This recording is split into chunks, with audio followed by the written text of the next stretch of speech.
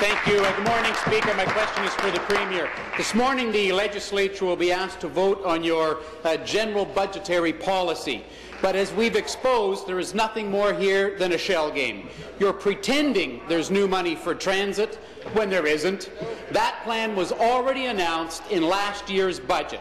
So this new money you plan to siphon out of the Hydro One sale isn't actually going to fund transit. It's going to feed your spending addiction and create an illusion that you're reducing the deficit.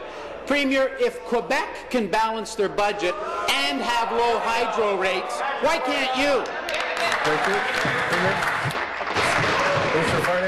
you. Mr. Speaker, we are investing in infrastructure, we are investing in public transit, and we're doing so by maximizing the use of our other Crown corporations and reinvesting those funds dollar for dollar in the Trillium Trust to reinvest in our economy, invest in our people, and invest in infrastructure that's going to enable us to be more competitive.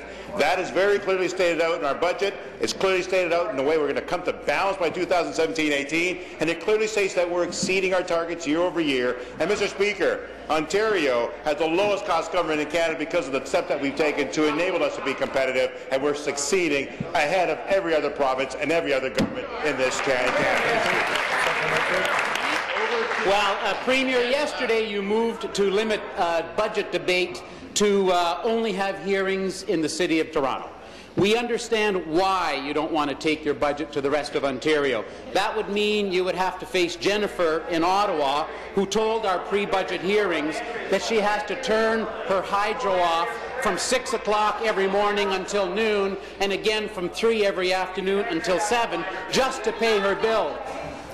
Minister of Transportation is warned. Please finish. I realize they find this funny, Speaker, but Jennifer has to decide between food or fuel, between to heat or eat. You'll have to face Julie Allen, who told the committee that the digital media tax credit you're gutting is the lifeblood of their sector. So, Premier, will you commit to hearings outside of Toronto and face the consequence your bungled budget policies have on all of the people of Ontario?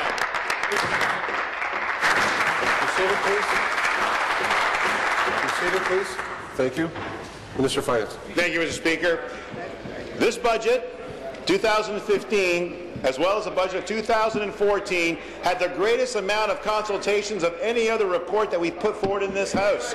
We have crisscrossed the province as the Minister of Finance, but as well as the very members from the Standing Committee in Finance as well. And we will continue to do so. In fact, we have now put forward 6 days, more so than any of the opposition members have ever put forward in the past. We are deliberating over this budget. We're deliberating over this bill. The people of Ontario have had many opportunities to discuss it, and we continue to listen to them. In fact, what are they saying, Mr. Speaker? They want us to invest in the economy. They want us to invest in jobs. They want us to invest in opportunities for them to succeed, Mr. Speaker. That is what this budget is all about, to enable us to be more prosperous, more competitive, and enable a better future for our families, Mr. Speaker. Your question?